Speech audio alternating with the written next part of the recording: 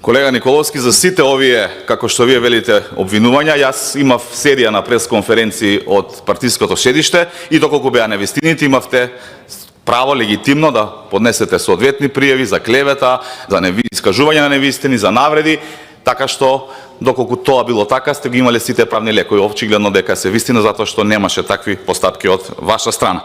Во делот на она кое што се обидувате да го наметнете, не знам од кои причини дека немало пари за земјоделците, само ќе ги убедам земјоделците дека да немаат грижи, пари за земјоделците има, субвенциите ќе се исплаќаат и никој во оваа држава нема да остане без пари, како што било впрочем во времето на Љупчо Николовски, кога да речеме една институција која што се нарекува Македонски шуми не успеа да земат 4 месеци плата. Во делот на вашата борба за земјоделците.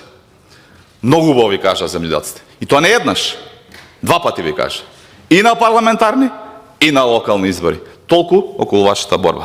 А се надевам и за ова кое што го говорам. За сите овие обвинувања, кои што и јас на пресконференција су ги изнел, и министерот за земјоделство актуелен, и граѓаните, ќе дојде тој еден убав бел ден кога ќе видиме да давате одговори пред надлежните институции, а не да ја замањувате јавноста, не да беседите, не да се надерувате овдека, туку да давате конкретни одговори на конкретни прашања, како што јас сега ве прашав, а вие не обезведите. Дали ја познавате фирмата Аре Експорт од Струмица?